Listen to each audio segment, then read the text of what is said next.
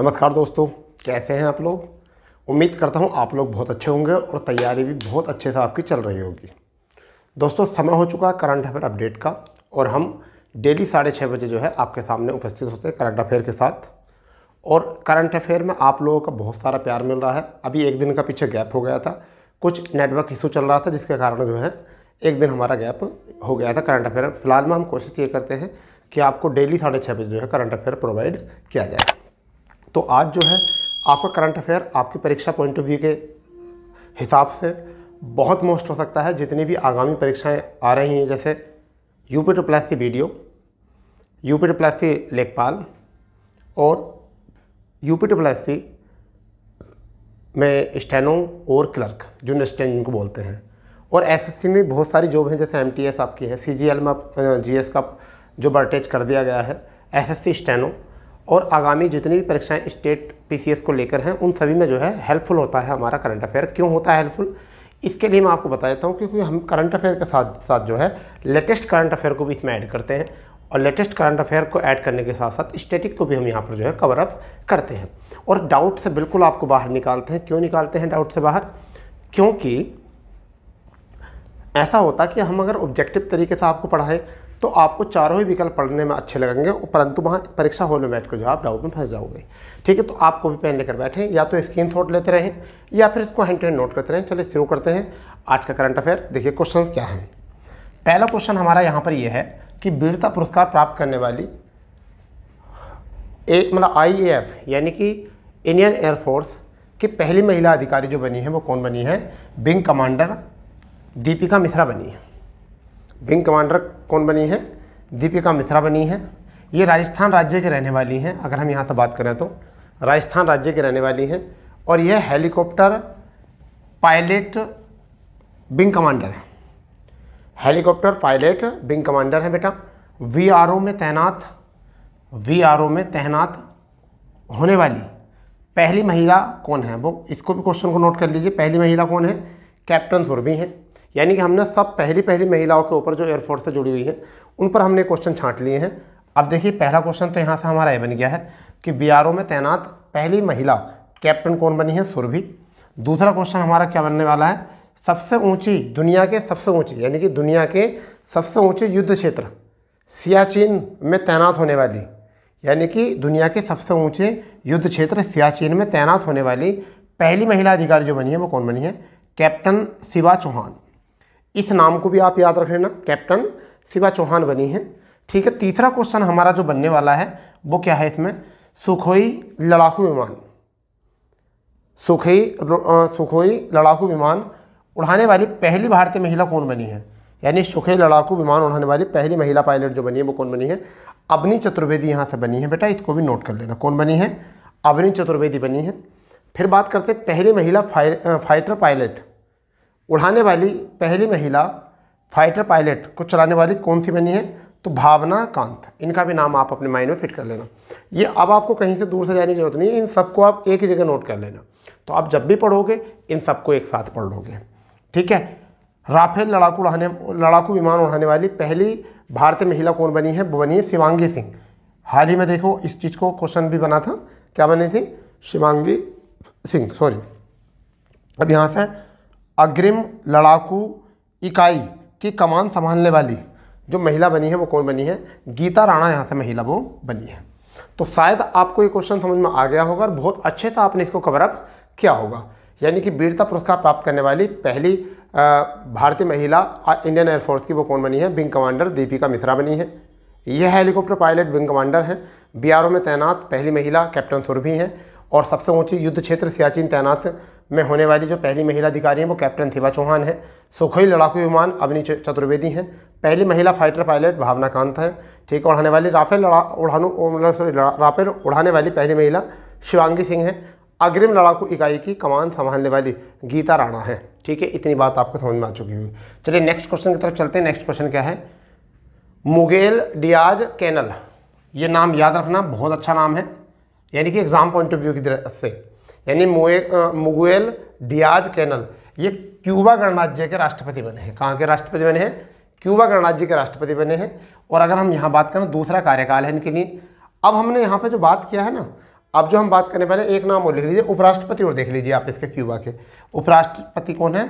Salvador बाल्डेस मेसा। Salvador बाल्डेस मेसा जो है यहाँ के उपराष्ट्रपति हैं। बेटा अब ये जितने भी हैं ना, ये सब लेटेस्ट राष्ट्रपति हैं, यानी कि जितने भी मैंने नीचे राष्ट्रपति लिखे हैं वो ऐसे देशों के लिखे हैं जिनके राष्ट्रपति हम अक्सर भूल जाते हैं और परीक्षा में बहुत आते हैं ये, ठीक है। तो इनको भी आप कवर कर सकते हो। तो पेरू एक देश है, उसके जो राष्ट्रपति हैं वो कौन है? पेड्रो कैस्टिनो। पेड्रो कैस्टिनो बने हैं। ईरान के जो राष्ट्रपति बने हैं ईरान के, वो इब्राहिम रईसी बने हैं। मोस्ट है, इसको मोस्ट कर लीजिए, ठीक है। दक्षिण कोरिया के राष्ट्रपति जो बने हैं यू सुक योल। कौन बने हैं? यू सुक योल बने हैं, ठीक है। सोमालिया के जो राष्ट्रपति बने हैं वो हसन शेख महमूद। ये भी मोस्ट है, ये भी मोस्ट है, क्योंकि ज़्यादातर ऐसे क्वेश्चन पूछ लिए जाते हैं। नाइजीरिया के कौन है? बोला टिनुबू, यानी कौन है? बोला टिनुबू हैं, ठीक है। अगर हम बात करें ब्राज़ील के कौन है? तो लुइज इनासियो। कौन है? लुइज इनासियो हैं, ठीक है भाई। अगर हम साइप्रस के बोलें तो निकोलस क्रिस्टोडोलाइट। कौन है? निकोस क्रिस्टोडोलाइट। ये जो है कहाँ के हैं? साइप्रस के राष्ट्रपति हैं। तो ये जो हमने कवर करे हैं, ये हाल ही में नियुक्ति जो हुई है राष्ट्रपति की, उनको कवर किया है। और हमारा क्वेश्चन जो बना था वो बना था क्यूबा गणराज्य के लिए, ठीक है भाई। अब हम नेक्स्ट क्वेश्चन देखते हैं क्या है। नेक्स्ट क्वेश्चन हमारा है मणिपुर ने, क्या है? मणिपुर ने खोंगजोम दिवस, कौन सा दिवस? खोंगजोम दिवस मनाया, ठीक है। कौन सा दिवस मनाया? खोंगजोम। तो क्वेश्चन एग्जाम में जो आएगा वो कौन सा आएगा बेटा, कि किस राज्य ने खोंगजोम दिवस मनाया है? तो आपको याद रहना है मणिपुर में। अब क्यों प्रसिद्ध है ये भी याद रखना है। देखिए क्या है ये, 1891 में एंग्लो मणिपुरी युद्ध की याद में ये मनाया गया है, ठीक है। अब ये कहाँ पर है? खेबा चिंग में सीएम बीरेन सिंह, किसने? मुख्यमंत्री बीरेन सिंह और राज्यपाल अनुसुईया उइके के द्वारा ये मनाया गया है। और ये मणिपुर की स्वतंत्रता और भारत की स्वतंत्रता में एक बहुत ज़्यादा योगदान देने वाला ये युद्ध था, जिसकी याद में जो है आपका ये दिवस मनाया जाता है, ठीक है भाई। यहाँ से क्वेश्चन आपको आ चुका है, ठीक है। यहाँ से आपका क्वेश्चन बन गया है। अब नेक्स्ट क्वेश्चन जो है ये मोस्ट कर लो आप। ये क्वेश्चन आप बहुत ज़्यादा मोस्ट कर लीजिए इसको, ठीक है। देखिए क्यों है मोस्ट, ये समझ लीजिए। खेल संस्कृति को पुनर्जीवित के लिए केरल में, कहाँ पर? केरल में एक पंचायत एक खेल का मैदान शुरू किया गया। एक पंचायत और एक खेल का मैदान शुरू किया गया। क्या करा गया? खेल संस्कृति को पुनर्जीवित के लिए केरल में एक पंचायत एक खेल मैदान शुरू किया गया। सीएम कौन है? पिनाराई विजयन। कल्लीकक्कड़ एक जगह है, कल्लीकक्कड़, वहाँ पर ये इन्होंने मनाया है। कहाँ पर? कल्लीकक्कड़ मनाया है सीएम पिनाराई विजयन ने, ठीक है। इसका उद्देश्य क्या है? उद्देश्य है 450 स्थानीय निकायों में गुणवत्तापूर्ण खेल के मैदान की कमी दूर करना। यानी कहाँ पर? 450 स्थानीय निकायों में गुणवत्तापूर्ण खेल के मैदान की कमी को दूर करना, ये इसका उद्देश्य है। अब हम बात करते हैं कुछ लेटेस्ट में बात कर लेते हैं। देखिए पटाया मिशन, कौन सा मिशन? पटाया मिशन कहाँ पर है? भूमि रिकॉर्ड के मुद्दों को सोल्व करने के लिए, भूमि रिकॉर्डों के मुद्दे को सोल्व करने के लिए केरल में शुरू किया गया है पटाया मिशन। ये भी आपको नोट कर लेना है, ठीक है। फिर नेक्स्ट क्वेश्चन है इसमें स्टाइपेड योजना। कौन सी योजना है बेटा? स्टाइपेड योजना। ये कनिष्ठ वकीलों के लिए शुरू की गई है, यानी कि केरल में कनिष्ठ वकीलों के लिए शुरू की गई योजना कौन सी है? स्टाइपेड योजना। ये भी आप अपने नोटबुक में नोट कर लेना, ठीक है भाई। केरल में एक और green hydrogen hub, green hydrogen, क्या है भाई? ग्रीन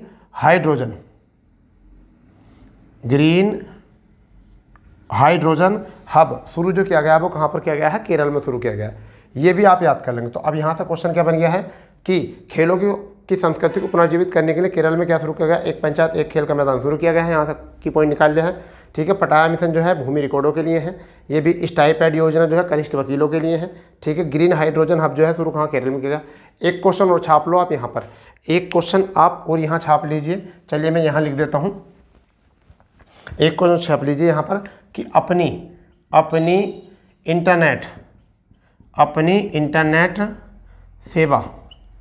इंटरनेट सेवा शुरू करने वाला भारत का पहला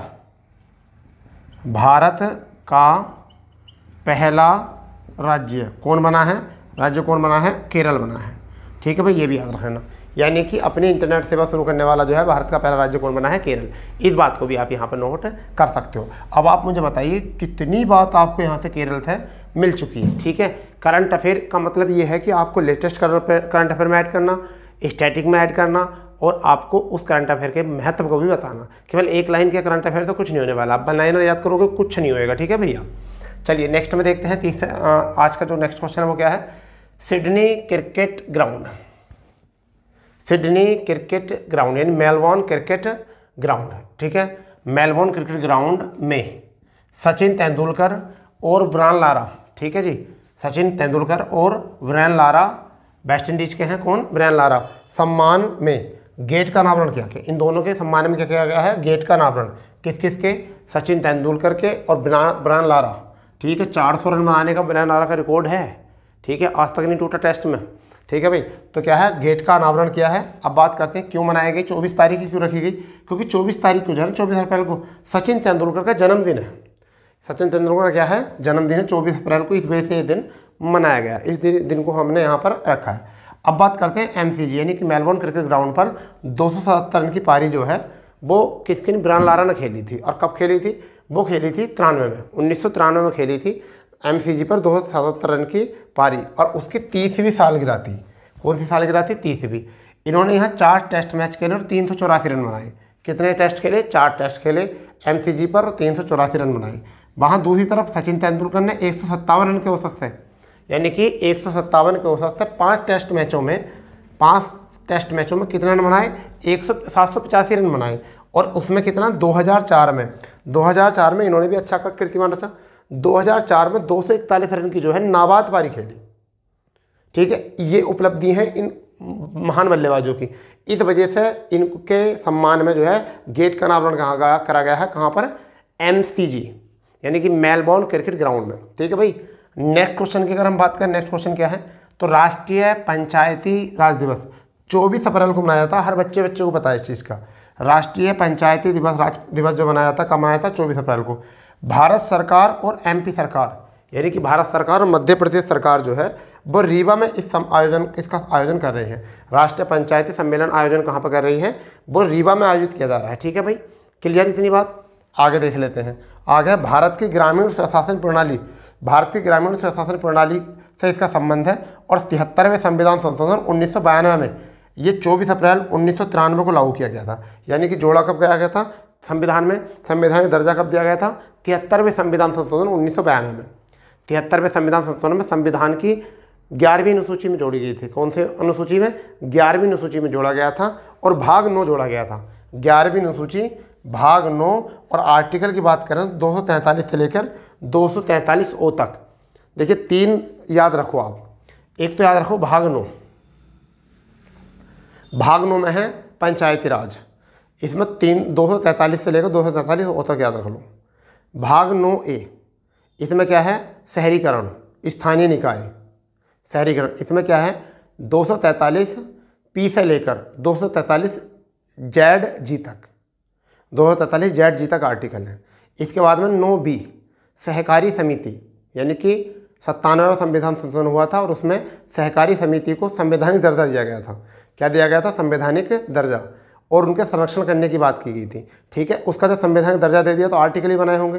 तो उसके जो आर्टिकल बनाए वो 243H से लेकर 243T तक बनाए। तो तीनों क्लियर हो गए।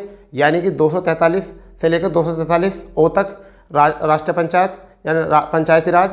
भाग 9A में 243 पीस है, 243 पीस है ZG तक। ठीक है, भाग 9B में सहकारी समितियाँ, सहकारी समिति में क्या है? 243 ZH से लेकर 243 ZT तक। तो ये आर्टिकल याद रखने हैं, भाग याद रखने हैं। 9A 9B जोड़ा गया था 73वें संविधान संशोधन, 74वें संविधान संशोधन और 97वें संविधान संशोधन। इन तरीके से इन तीनों को जोड़ा गया था। अब ये बात तो हो गई आपकी संविधान की। अब बात हम कर लेते हैं यहाँ पर कुछ पुरानी बातें क्या है। तो देखिए 1870 में लॉर्ड मेयो ने इसको बढ़ावा दिया था। 1870 में लॉर्ड मेयो ने जो है इसको बढ़ावा दिया था। इस बात को याद रखना है। 1882 में लॉर्ड रिपन ने लोकतांत्रिक ढांचा तैयार किया था इसका, यानी कि किसने, 1882 में लॉर्ड रिपन ने जो है लोकतांत्रिक ढांचा तैयार किया था। और 1907 में केंद्रीकरण पर शाही आयोग की स्थापना की गई थी, यानी कि इस पर क्या की गई थी, शाही आयोग की स्थापना की गई थी। ठीक है भाई, अगर हम बात करें 1919 के एक अधिनियम आया था 1919 का, ठीक है, चैम्सफोर्ड सुधार, ठीक है, मॉन्टेग्यू चैम्सफोर्ड सुधार में स्थानीय सरकारों के विषय में प्रांतों को डोमेन से सम्मानित किया गया था। किससे, डोमेन से 1919 में जिक्र किया गया था। अब एक स्कीम चलाई जा रही है इसके लिए, इसी पंचायती राज के लिए एक स्कीम चलाई जा रही है जिसका अगर हम नाम करें तो इंडिया @247, एक स्कीम चलाई गई इंडिया @247, यानी कि 2047 तक हम SDG का लक्ष्य हासिल कर लें। पंचायतों में SDG का लक्ष्य हम हासिल कर लें, यानी कि सस्टेनेबल डेवलपमेंट गोल का लक्ष्य हम हासिल कर लें। तो भैया इतनी बात हो गई। जब संविधान बनाया गया था, जब मूल संविधान था, तो मूल संविधान में जो है इसका जिक्र मतलब आपका ऐसा मान चलिए कि राज्य के नीति निर्धारण तत्वों में था, DPSP में इसका जिक्र था, और आर्टिकल 40 में पंचायतों का जिक्र था, आर्टिकल 40 में पंचायत जिक्र था। परंतु संविधान के लागू होने के बाद, यानी कि 1992 में पहली बार 73वें संविधान संशोधन में इसमें संवैधानिक दर्जा दिया गया था।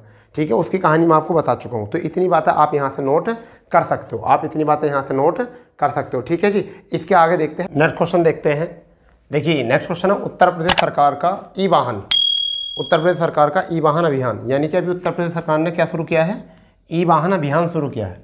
ठीक है, यानी ई वाहन का मतलब समझते हो, इलेक्ट्रिक व्हीकल्स, यानी कि इलेक्ट्रिक्स क्या होंगे, व्हीकल्स होंगे। ठीक है, सरकारी विभागों में 100% EV बनाने का लक्ष्य किया गया है, यानी कि क्या लक्ष्य रखा गया है इसका, जितने भी सरकारी विभाग हैं उसमें चलने वाले जो वाहन हैं उनको 100% EV किया जाएगा, यानी कि इलेक्ट्रिक्स व्हीकल्स कहा जाएगा। चार्जिंग वाले वाहन बनाया जाएगा। कैसे, जो इलेक्ट्रिक यानी बिजली से चार्ज होकर जब चलेंगे। ठीक है, पूरी क्लियर बात यह है। तो देखिए क्या है, पहली बात, सभी सरकारी विभागों में 2030 तक, यानी कि सभी सरकारी विभागों में 2030 तक सभी वाहनों को EV बदलने का लक्ष्य रखा गया है। यानी कि अगर हम 2030 से भी पहला बना देते हैं तो भारत का पहला राज्य बनना चाहिए जिसमें सभी EV बने हैं, यानी सरकारी जो वाहन है वो EV बने हैं। तो हमारा लक्ष्य यह है कि अगर हमने 2030 से पहले भी ये काम कर लिया तो हम देश में नंबर 1 पर आ जाएंगे कि सरकारी विभागों में EV लक्ष्य, मतलब वाहनों का लक्ष्य पूरा करने में।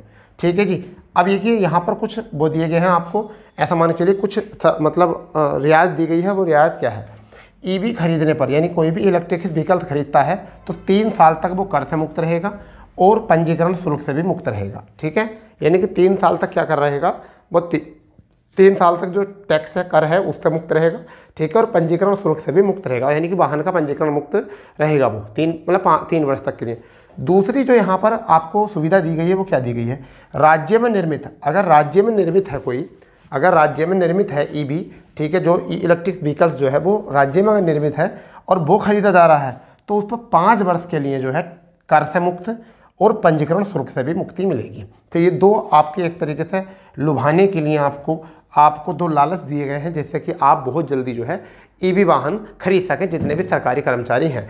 और मैं तो आपको अपील करता हूं कि आप सभी सरकारी विभागों के लिए नहीं, कोशिश की जाए जो इस चीज़ के लिए योग्य है, जो EV वाहन खरीद सकता है वो अब EV वाहन में करें, क्योंकि हमारा लक्ष्य है पृथ्वी को बचाना। और पृथ्वी को बचाया जब जा सकता है जब हम पर्यावरण और कार्बन से मुक्ति दिलाएँ। तो यानी कि पर्यावरण को कार्बन से मुक्ति दिलाएं और कार्बन को जितना भी हो सके इतना कम करें। ठीक है, जितना भी पोल्यूशन हो उतना ही कम किया जाए। ठीक, तो ये पहला क्वेश्चन नेक्स्ट क्वेश्चन ये हो चुका। अब जो हमारा नेक्स्ट क्वेश्चन है वो क्या है, विश्व के सबसे अमीर शहरों की लिस्ट 2023 की जारी कर दी गई है।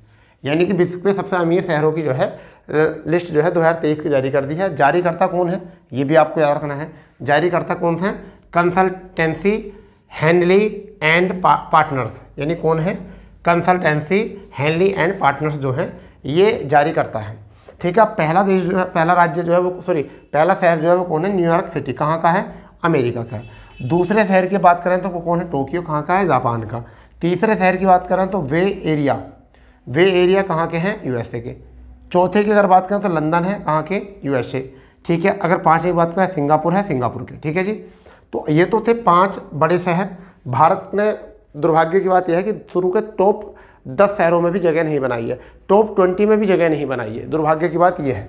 तो देखिए भारत की स्थिति अगर हम देखें तो 21वें स्थान पर जो है मुंबई आया है, 21वें स्थान पर जो है विश्व लेवल पर आया है मुंबई। ठीक है, अगर हम 60वें नंबर पर बात करें तो बेंगलोर आया है, और 36वें नंबर पर बात करें तो दिल्ली। तो 21 पर मुंबई, 36 पर दिल्ली, और 60वें पर बेंगलोर, और 63 पर कोलकाता आया है। ठीक है भाई, इसको भी एक बार देख लीजिए। यानी कि विश्व में सबसे अमीर शहरों की लिस्ट 2023 जारी कर दी गई है। ठीक है भाई, और जारीकर्ता कौन है? कंसल्टेंसी हैंडली एंड पार्टनर्स है। न्यूयॉर्क सिटी टॉप पर है, ये एग्जाम में आ सकता है। भारत का मुंबई टॉप पर है, यानी 21वें में भारत में कौन है? मुंबई टॉप पर है। दूसरे पर टोक्यो जापान है, तो दूसरे पर भारत में क्या है? वो दिल्ली है। तीसरे पर वे एरिया है यूएसए का, तो तीसरे पर कौन है? बेंगलोर है। ठीक है, चौथे पर लंदन है, तो यूएसए है चौथे पर आपका, मतलब सॉरी यूएसए का, तो चौथे पे कौन है? आपका कोलकाता। इस तरीके से इन क्वेश्चनों के भी हमने एनालिसिस कर लिया है। अब देखते हैं नेक्स्ट क्वेश्चन क्या है। देखिए पहली जल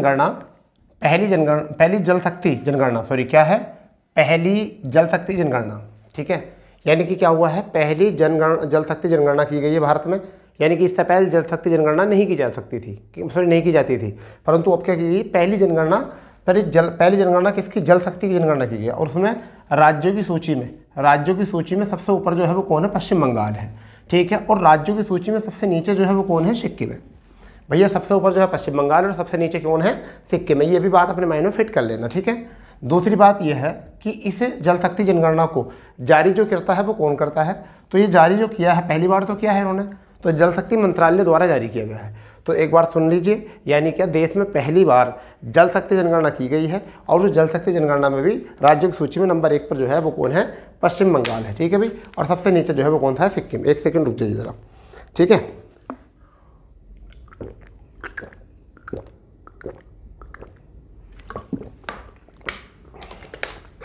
ठीक है बेटा, अगर हम बात करें कि जल शक्ति मंत्रालय द्वारा जारी की जाती है। ठीक है, अब देश में कुल जो है वो वाटर बॉडीज़ कितनी है? वाटर बॉडीज़ बोलते हैं संरचनाओं को, जल संरचनाओं को। तो 24.24 लाख जो है नहीं 24.24 लाख जल संरचनाएं हैं। ठीक है, जिनमें से 97.1% ग्रामीण क्षेत्रों में और 2.9% जो है शहरी क्षेत्रों में। यानी कि 97.1% जो है वो कहाँ पर है? ग्रामीण क्षेत्रों में बेटा, और 2.9 जो प्रतिशत है वो कहाँ पर है? शहरी क्षेत्रों में है। वाटर बॉडीज़ बोलते हैं इनको, किनको? जल संरचनाओं को क्या बोलते हैं? Water bodies. ठीक है, इसको याद रख लोगे। ठीक, बहुत बढ़िया। नंबर 1 पर कौन है? पश्चिम बंगाल है, क्योंकि पश्चिम बंगाल में वाटर बॉडीज़ कितनी है? 7.5 लाख है, 7.5 लाख। अगर हम यूपी की बात करें तो यूपी नंबर 2 पर है, और यहाँ पर वाटर बॉडीज़ कितनी है? 2.4 लाख है। कितनी है? 2.4 लाख। तीसरे नंबर पर हम बात करें तो आंध्र प्रदेश है, और इसमें वाटर बॉडीज़ कितनी है? 1.9 लाख। ठीक है, चौथे नंबर पर जो है ओडिशा है, और इसमें वाटर बॉडीज़ कितनी है? 1.8। इतना क्वेश्चन कवर कर लो, यहाँ से आपसे बाहर नहीं पूछेगा बिल्कुल भी, इतना आपको कोई कवर नहीं कराएगा। जल दिवस जो मनाया जाता है, जल दिवस, अगर यहाँ बात करें जल दिवस जो मनाया जाता है, इसको याद रखो। जल दिवस 22 मार्च को मनाया जाता है। ठीक है, क्या मनाया जाता है? 22 मार्च को जल दिवस मनाया जाता है। ठीक है भाई, अरे बात समझ। विश्व में जो पीने योग्य जल है पूरी ग्लोब पर जो है वो 1% से लेकर 2%, यानी कि 1.5% जो है वो पीने योग्य जल है। ठीक है, 97% जल जो है वो किस चीज़ में है? वो महासागरों में बसा हुआ है। किसमें है? महासागरों में बसा हुआ है। ठीक है, पूरी पृथ्वी का 70% एरिया पे जो है, पूरे ग्लोब के 70% एरिया पे जो है जल क्षेत्र है। ठीक है, ये भी आप याद कर लेना। तो यहाँ पर आपका पहली जल शक्ति गणना हो चुकी है। इतना क्लियर? चलिए नेक्स्ट में देखते हैं क्या है।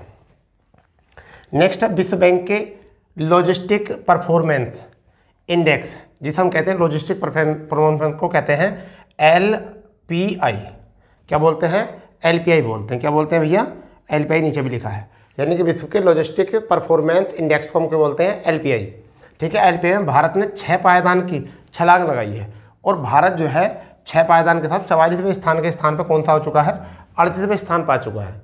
जहाँ वो 46वें स्थान पर था वो अब कितने पा चुका है? सॉरी 44वें स्थान पर था, अब कितने पा चुका है? 38वें स्थान पा चुका है। टोटल कितने देशों में इंडेक्स जारी किया गया है? 139 देशों में, और भारत का स्थान जो वो कितना है? 38वां।